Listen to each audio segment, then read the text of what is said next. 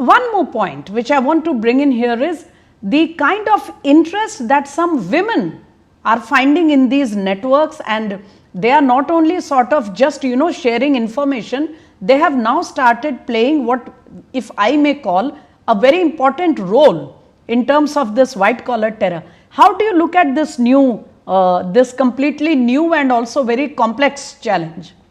See, ma'am, the overground worker network in India has not been restricted to Jammu and Kashmir. That is for sure. It has been right throughout the country.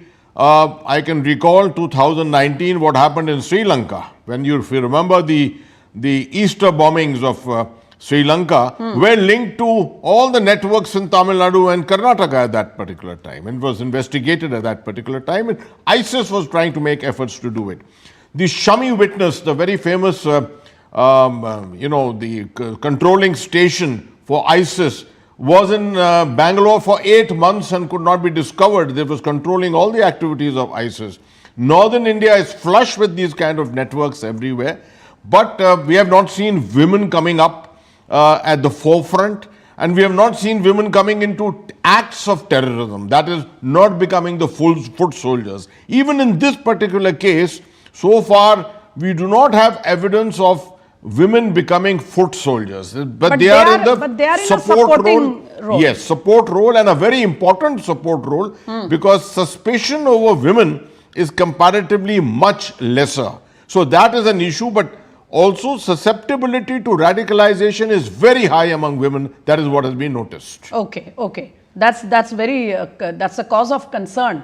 But General, very quickly, I also want to know from you, because these people are highly qualified, they are professionals, they can very easily mingle in the society, and on the one hand, while it is difficult to detect such people as you've just mentioned, it is also a point that if cases like the Faridabad module keep coming out in the open, it might also sort of create a sense of distrust among citizens of the country, because everybody will start looking at the other with some kind of apprehension. Do you fear that? That actually, in a situation of proxy war, which is what we are actually under out here in India, yes, our adversaries on the other side of the borders, their whole intent is this, creating turbulence in society. One action in Delhi is not their only intent. The impact of that action must travel into the entire society, so that suspicion and mistrust is sown in every family, in every element of society. People should stop giving home rental houses to Muslims, for example, right? Or to employ. Or to employ them. Or young students who come giving PG kind of accommodation, not allowing them to live together in certain places. Now, in that kind of an attitude and approach extends into society, there is mayhem everywhere. Because these very people who otherwise would be normal citizens start now acting as virtual overground workers themselves. And that is how networks proliferate all over the country.